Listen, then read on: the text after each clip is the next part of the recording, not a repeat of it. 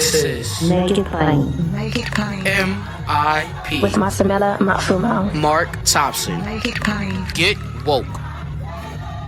Ladies and gentlemen, Markos and I have been away from one another for a few, but we're back together again for another edition of everyone's favorite segment, Thursday Kos. Markos, of course, the founder of the largest online progressive presence, the online community, dailykos.com, and founder of Civics with a Q, and the host of the ever-popular podcast, The Brief. Markos, how are you, buddy? Doing great, and missed hanging out with you the last several weeks, and you've been jet setting, and it looks like you're still jet setting right now. Yeah, a little bit. I am actually in attendance. I'm at the UN as we speak. The second meeting of the Permanent Forum of People of African Ancestry. And it's really been amazing because we've been talking about issues that affect African people worldwide, literally worldwide. I did not know there are 500,000 Africans in Australia. There's a community, believe it or not, of Afro-Irish. And people don't realize this, but the United States is the second largest country, the country with the second highest number of people of African ancestry, African descendancy. The first highest, of course, is Brazil. Brazil is heavily represented here. All the African nations are here, all the Caribbean nations. By percentage or in absolute numbers? In numbers. Okay. And then all the Caribbean nations are here, the African nations, the Latino American nations. Colombia is represented, Cuba, Mexico is represented here, all of the member states. But you're going to love this. Panama, they're too. Panama. So there's a lot of people here. But you're gonna love this. This is gonna tickle you. In fact, I'll send you all the video. I'm gonna post some of this later as the week goes by, y'all. You know, United States is always holding other countries responsible for their human rights abuse. It's not that that's wrong, but the United States, is a glass house. Russia and China sound like Malcolm X in this in this forum. Russia, we need reparations for African people. Okay, yeah, right. And so meanwhile, they have Wagner mercenaries, pillaging right through Central Africa. Right, Wagner mercenaries. But I'll be honest with you. So I made some remarks today, and I'm sitting behind the Russian Federation, and I was tempted to bring up the mercenaries, but I said, I'm kind of here by myself. I don't have security. I better not. I better keep that to myself because they like to poison and disappear people. And I took a cue from the other nations. They didn't say anything either, and these are other countries. I said, I'm not a country. It's just It's just me, and on a good day, it's me and Markos. So there's two of us. Right. So I figured maybe I just better leave that alone. But it's hilarious watching them espousing the virtues of Pan-Africanism and African liberation all over the world. And I'm like, okay, yeah. But what's interesting, Ukraine, a story you covered extensively, and we're thankful for that, has already talked about reparations for what has happened to that community as a result of the war in Russia. And I've heard that on the news, but now, these African countries, these African people are saying, what about the reparations for enslavement, colonization, everything that's come after? Haiti is still paying France reparations for its liberation.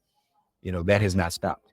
So we've got, when they overthrew the French, they had to pay reparations to the French, and that still comes out as sort of a tax. And we know how Haiti is languishing. But, it always pays to experience other people in the world, because we always think the only thing that's going on is what's happening in our little silos. Yep. But when we talk to other people and really think, I had no idea there were as many African Australians, Africans in Ireland, all over the world. Spain is represented, France, and many of these representatives, most of them to a fault, have been, very articulate. Even those who represent countries where there's white representation, they've even spoken articulately to the plight of African people. So the way this works is in the United Nations, it began as a decade. 2014 to 2024 was the decade of descendants of African descent. From a decade, you go to a permanent forum, which is what we are now. From a permanent forum, you go to a convention. And then from a permanent form, you go to a treaty. So possibly in our lifetime, Marcos, we'll probably, in the next 20 years, you may see conventions and treaties around the treatment of African people around the world, and maybe even a few steps closer to reparations. So that's what's going on at the United Nations all this week. Yeah, it's even your whole point about being able to see the world from somebody else's eyes is so incredibly helpful. As you know, my son is he's in a California National Guard. He's actually deploying right now to the Middle East, and I won't say where he's going for operational security reasons, but he is slated to go to an area with a major refugee camp, over 50,000, and it is relatively. I mean, there's dangers involved. It's not particularly a quiet zone, not an active war zone. So but to me, I'm really excited that he's gonna be in an area where he's gonna see people that have lost everything and live the way they do, displaced away from their homes. He grew up in Berkeley, nice, safe, middle class upbringing, and yeah, we're Salvadoran, and he's gone to El Salvador, and he's seen, developing world poverty firsthand. But it's different when you're sort of kind of, coming in for the week or 2 weeks and then you go home, right? As opposed to being deployed for up to a year in an area where he's going to really see a part of the world and an experience that nobody else can see. And there's just no way that he's not going to come back a different person, and hopefully for the better. But it's easy to be in our bubbles and of privilege and safety ensconced, and to even view things like the war in Ukraine, the perfect example, where it almost feels like a video game. Let's just watch a bunch of videos of people and equipment being bombed, and it just doesn't feel real. And so for him to be in that midst, and for you to be around people who can speak to that different experiences, I'm sure incredibly uh, illuminating and educational. And like that's same thing with my son, to see what the world looks like, because we are blessed in this country. Even those of us that don't have a lot still have, not always, but generally speaking, have a lot more than somebody who's in a refugee camp, or somebody who is still directly suffering the consequences of hundreds of years of Western colonialism. And I mean, in Africa right now, a lot of places you're still suffering the wars and ravages of boundaries, arbitrary boundaries, and corruption, deep corruption. And of course, we talked about Russian mercenaries that are literally propping up the worst of the worst in exchange for mineral riches. I mean, it's devastating. And I just saw today it was a map by a democracy organization, really kind of, it's like a democracy index, just the extent of free elections per country. And you look at Africa and it's red. It's like red is the worst, right? Africa and Asia. It's just repression and corruption. And the US isn't, the at the top either. The US is getting dark green. It goes from dark green to dark red, and the US is kind of light green. I mean, things are sketchy for all the reasons that we always talk about, the challenges, the Republican assault on our democracy. But it really is, it's devastating to see that legacy continues to this very day, where Africa continues to suffer as a continent. And it's no, it's absolutely tragic. I mean, it's Latin America mostly suffering the same way, but at least in Latin America you have sort of glimmers of hope. Costa Rica's one of the strongest democracies in the world, right? So you have places where you're seeing democracy take hold and flourish, but Africa and Asia, it's rough. And as we've been discussing, a lot of that is because of the continued exploitation. A lot hasn't changed even since independence, like what Russia's doing, and in Africa's still rich in mineral wealth. So people want to control it. All of this electronic equipment we use, folks, from our cell phones to our laptops, those minerals come from Africa.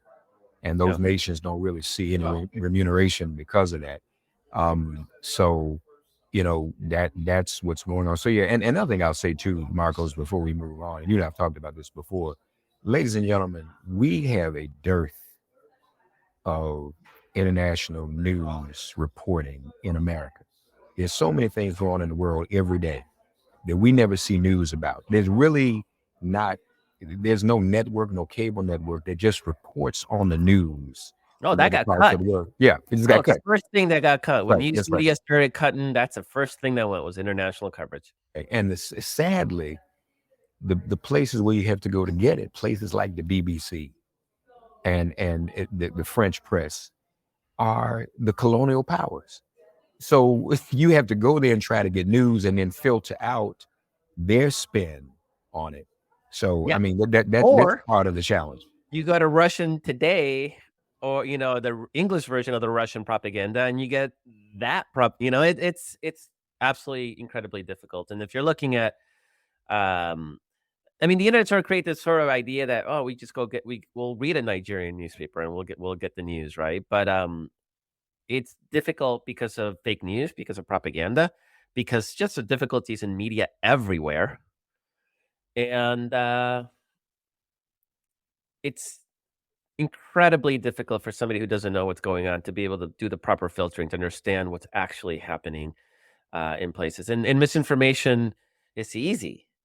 It's absolutely easy. And particularly, I mean, give me a story about Nigeria and tell me something about Nigerian president. And how am I supposed to know if it's true or not? I don't have the grounded foundational knowledge to see like, oh, this is absolute propaganda. Um, I mean, you just think of an outsider trying to make sense of American politics, right? You got Fox News and OANN and Newsmax and all of those just creating an alternate reality. Like, how do we sit there and process? How would an alien look at American media and figure out what's actually going on? It would be tough. And But we have a free press. I mean, now you right, look at right, like, some of these, developing countries, and there's not much of a free right. press. It's even They harder to don't, figure out what's going on. no, they don't have a free press at all. But yeah, folks, it's been interesting. We'll be doing more reporting on it. But I just have to admit it. I think you would be tickled too if you saw the Russian Federation banging on the table for Pan Africanism and reparations and global African revolution. So Yeah, and the yeah, and the Chinese with their suppression of the, right. We was and everybody's in the room looking like, immigrants and what? yeah, And yeah. everybody's just kind of, but the one that gets lit up the most is United. United States is the superpower in the world. So U.S. It says some good things, but they're on the scrutiny. Last thing I said, I said it was going to be the last thing. You don't realize how many countries, including European countries and even Canada now, have an office or a cabinet member that deals exclusively with racial discrimination and racial justice. These offices are being set up in a lot of governments these days. And it looks like a lot of them have come out since 2020 when there was like this worldwide reckoning. But we see representatives from different countries that actually have in ambassadorships that have that specific portfolio to Mhm. deal with racial equity and racial justice. So that's a good thing. So we'll try to keep it up. Yeah. Meanwhile, speaking of governments, um, there was concern whether our government in this country would still be functioning in the midst of this debt limit deal. What's your assessment of how that went and who really won? I mean, if we want to be cheesy, we'll say the American people won because we don't have a default. But we're not gonna be that cheesy. I'm gonna be a partisan. Um, the It is remarkable what a good deal this was for the Democrats. So the first thing we need to stipulate is that Republicans have the House.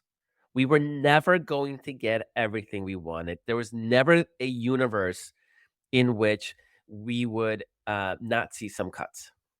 So I think that's just you lose an election. That's what happens, and we'll take care of it next year. Like this is the way you do it, right? But um, could have been a lot worse had we actually not actually won last year's election, right? I mean, remember, the only reason they have the House, Republicans, is because of gerrymandering. That's how they won the House, not because of votes. So you have a situation where we were going to make cuts. It was going to happen at some point. People are saying it should not have happened during the debt limit negotiations, and that's a valid argument, and we can touch on that. But had it not happened now, it would have happened in the appropriations process, and they would have been working to shut down the government. What did we get out of this deal? We got the social net was not touched. So none of that. There's no cuts on Social Security, Medicare, Medicaid, any of that stuff. Food stamps, we saw an increase in the work requirements from 49 to 54. But, and this is what people sort of missed at first, it now includes the unhoused, homeless people. It includes youth transitioning from foster care. It includes veterans. It is actually, and the CBO just scored it, it is actually an expansion of food stamps. So yeah, work requirements and there's a cruelty because a lot of people cannot do it. That's why they're on food stamps. And so you got to acknowledge that. But Mark, I didn't know that homeless people weren't eligible for food stamps. That blows my mind. That seems almost would be baseline. Who needs food stamps more than people who don't even have a home? So even in the places where we lost, we kind of won, bizarrely.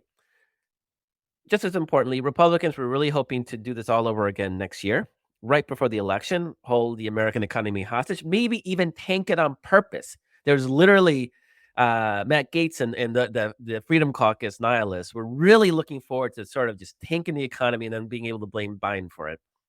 This is off the table. This deal runs until 2025 after the election.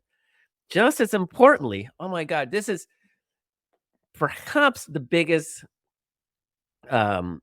win in this deal is that there's no longer Republicans cannot hold the nation's budget hostage. So they're not. You got the appropriations process.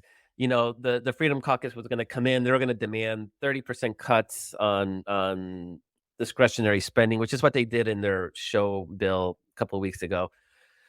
And Democrats would either have to go along or negotiate a compromise, or there would be a government shutdown. Not as dangerous as a government default, which is what we were facing now, but obviously incredibly damaging to shut down the government. By negotiating this deal now, Joe Biden kept saying, I'm not negotiating the debt limit, I'm negotiating a budget. He kept saying this over and over again. And it turns out that he was absolutely right.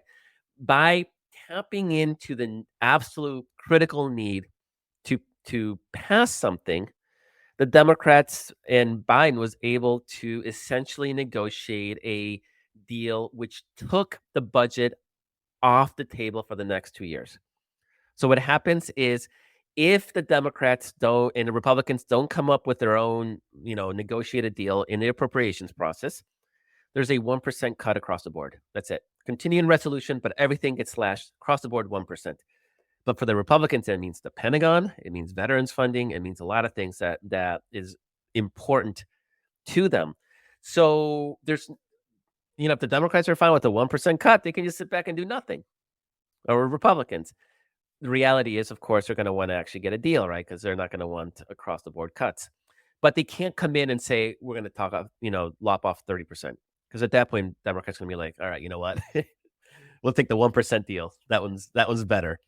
It forces a actual substantive, realistic negotiation. Essentially, it's cut out the Freedom Caucus from the entire next 2 years of the House. There's literally nothing they can do right now. They've been neutered, and they had that deal with McCarthy that only one of them could call for a new speaker's election, and they ain't doing it. Like, their bluff has been called. Like, they got rolled. They have no leverage moving into the budget negotiating process either this year or next. There is no debt limit negotiation next year. This has been pushed off till after the election. Basically, the Republican House is now rendered into nothing more than a bunch of, bullshitty show hearings on nothing. But substantively, there's literally nothing they can do right now. Because they had staked their hopes, hadn't they, on the debt limit and shutting down the government and making everything dysfunctional. So that was the big win, 2025. They can't do anything even between now and the next presidential election. Nothing. The worst case scenario is a 1% reduction in spending. That's the worst case scenario. It could have been a lot worse, Mark. I mean, Yeah, we're that's true. talking major. So the from a substantive standpoint, the other okay, so SNAP, food stamps, it's actually an expansion of the program, despite the added work requirements. Republicans tried to get work requirements onto Medicaid. That went nowhere. So there's no expanded work requirements beyond 49 to 54 for food stamps. And the other ones that they shifted 20 billion from the IRS money into Democratic priorities. So the Democrats last year passed or 2 years ago, it was $80 billion to expand the IRS to go after tax cheats. But that's over 10 years, Mark, over 10 years. So basically what the Democrats agreed to is like, all right, from the tail end, we'll take off $10 billion that wasn't even going to be spent in the next 2 years. So everything that they plan for this year and next is still going full steam ahead, going after tax cheats. And then just the reality is that no matter what, the next election was going to decide it, right? Because if Republicans take power next year, they were going to kill that budget anyway. So it's really it pretends to give Republicans a win, when in reality, all it does is say what we all knew anyway, which is this issue is really going to be decided by who wins the next election. And frankly, on the work requirement piece, that's going to be phased in. That's not even going to be immediate. And then it comes back up in a couple of years to be revisited. So that's not permanent. But here's the thing. And I asked a couple people this and they get real quiet. I said, okay, you all obviously still think the stereotype, the face of food stamps is Black. Is that not going to affect more of their constituency Good, when it very well. comes? Yeah, Yeah, we I know. mean, Yeah. yeah. So I mean, either they're going to piss off their own constituency, or their constituency is going to continue to vote against their own interests. But the reality is, the majority of people on food stamps, and many people who need assistance, do live in Appalachia, are that age. Yeah. So they may have, cut their own foot off. Yeah, and obviously we would like less work requirements, not more work requirements. So I'm not saying this is a progressive victory or even, trying to mitigate. I'm blown away that homeless people did not have access to food stamps. I cannot fathom how that was a thing that existed for as long as it did. To me, that is much more and youth and foster care, like transitioning out of, I mean, come on, like how is this not already? So I'm actually excited for that expansion. And again, it's just like anything else. The elections will decide, right? I mean, if we win the trifecta next year, which is very possible, then a lot of this stuff can be rolled back, as it should be. And so it is, it's funny because Republicans try to paint Joe Biden as sort of the senile, dementia, cognitive decline, and he just rolled them. I mean, this was not a deal that this is not what Republicans had in mind when they took control of the House. They had much higher ambitions, and a 1%, not this year, right? Like this right now, it's actually 1% increase is what was mandated by this deal. There's bigger increases in defense allowed, but 1% increase in domestic spending. But if they don't get there in their negotiations in the appropriations process, it's just a 1% cut across the board, which would suck, sure, but it's not the end of the world given what could have been. Well, like we said before, the whole dementia piece. When you have dementia, there's usually the one or two things you did all your life that come back to you. Tony Bennett can't do anything else. When you put him on stage, Yeah. we saw the 60 Minutes piece, people were like, wait a minute, this dude is here. Okay, Yeah. then he came off stage, he wasn't there anymore. Biden has been a legislator long before he was president. He was in the Senate for 1,000 years. Yep. So at least that's his element. That's Yeah. why it's the first State of the Union in history. And Biden deserves criticism, but they have to learn. Don't play with him in his element. Don't attack him at the State of the Union. Markos, when our kids decide we have dementia, we don't know where we are anymore. we'll still be able to do Thursday Kos, it'll shop. Yeah, It'll shop. yeah. I didn't know all that stuff that they're talking about on Thursday. They don't know anything else, but every Thursday they get together and they're lucid, So that's that's going to be our thing. So, hey, Mark, I think you make a really good point about the base being affected, and how Appalachia whites are going to be disproportionately affected by this work requirement. And it's on the brief this week. And last week we've been really focused on sort of rural issues, right? Last week we had the new chair of the North Carolina Democratic Party. She's 25. Oh my God, this I want to say girl. This woman is like a star in the making. And this week we had a rural organizer, another young lady, and both of them sort of made the same point. And I saw this in a political article as well with Ben Wickler, who's a chair party in Wisconsin. They asked him what the biggest surprise was in the judicial race that Democrats won by 11 points in the nation's most 50-50 state.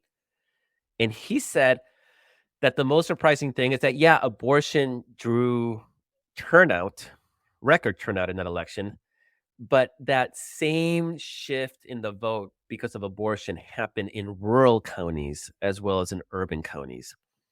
And talking to these two young ladies, both of them coming out of the south rural areas, both of them brought it up separately, how abortion is really rewiring people, issues of personal freedom.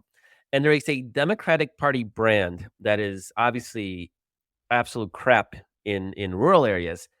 But when Republicans are actively harming their own people, whether it's abortion bans, whether it's attacks on democracy, whether it's attacks on programs like rural broadband that they all need to survive, as that is happening, there is slowly a shift. And again, we don't, right now Republicans are winning 70 to 90% of the rural vote, right? Depending on the area. So all Democrats need to do in the short term is chip away at that, 5-10% here and there. And you start making it a lot harder for Republicans to win in places like North Carolina. But long term, about 60 of the seats in the Senate are in rural states. And that disparity is only growing over, expected population growth. Most of the population growth is, Arizona, Georgia, Texas, Florida, and California maintaining. So as people move to those states, it means that the Wyomings, the Dakotas are going to have even more influence in the Senate with fewer and fewer relative people. We got to start winning those, right? It's a thing. And one of the things that makes me excited is that in the past, and Mark, you know this very well, in the past, Democrats used to be like, okay, we got a micro target. So in the cities, we're going to tell Democrats one thing. But in the rural areas, we're going to tell, voters a different thing. And, and a different thing is like, well, we don't really like abortion. It's squishy. And yeah, Black people should really have, welfare. And then you had the third way crap from Bill Clinton and company. And what's happening now with this sort of Republicans giving up on the idea of freedom and saying like, yeah, we're not for freedom anymore. We're for book burning and telling college professors what to teach and for telling corporations what they can or can't say. Like as they abandon freedom in support of their like weird woke authoritarianism, anti-woke authoritarianism, Democrats have walked into that. And rural people, we can argue they're full of crap, right? But they think they're all independent. We'll be like, yeah, you're being subsidized by the cities, right? But whatever. They think they're independent. And so you have a Republican Party that now wants to tell them what to do and what to think, what to say. And you have a Republican Party, and you have a Democratic Party that's saying like, no, we're the party of freedom. Whether it's, medical freedom or whether it's we're actually, for you being able to have broadband and your companies being able to express themselves. There's a shift happening. And I think that's a good long-term shift. And what's the beauty of it is that there's no difference between that rural Democratic message and the urban Democratic message. That's what's amazing. And Mark, you probably saw this. In during the Kentucky or the Nashville 3 protests in Nashville. You were there because this rural organizer I was talking to, she's from Tennessee, and she said that they were fundraising for rural Democrats to go to the Capitol to support what was happening. And she said it was the first time she'd seen sort of that melding of rural and urban interests, and it was the same. There wasn't any like animosity. And so that gives me hope, because now it's like, okay, now we're a corporate party. We know what we stand for. We're confident. We're for reasonable gun control, and we're for freedom. And there's a space there for rural America to come along. And then Republicans are still doing their nastiness, work requirements for SNAP recipients. You're right, Mark. It's hitting their people. Oh, you're right. And you're absolutely right.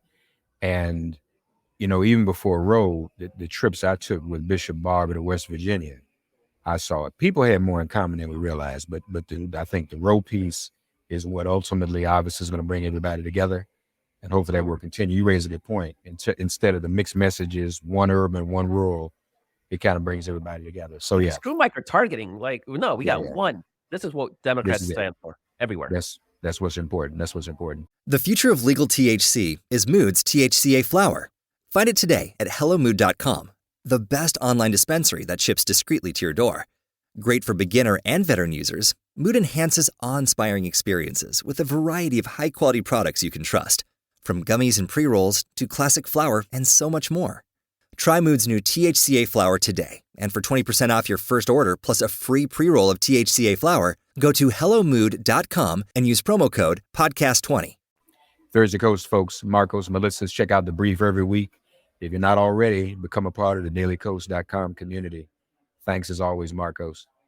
Thanks so much. Have a great week. Thanks for getting woke and listening to Make It Plain. As always, perform an act of kindness on behalf of an elder or young person. Write a letter to a sister or brother who just so happens to find her or himself incarcerated.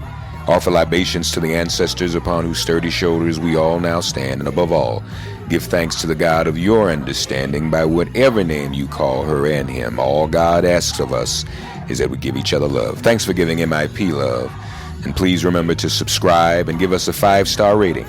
If all hearts and minds are clear, it has been made plain.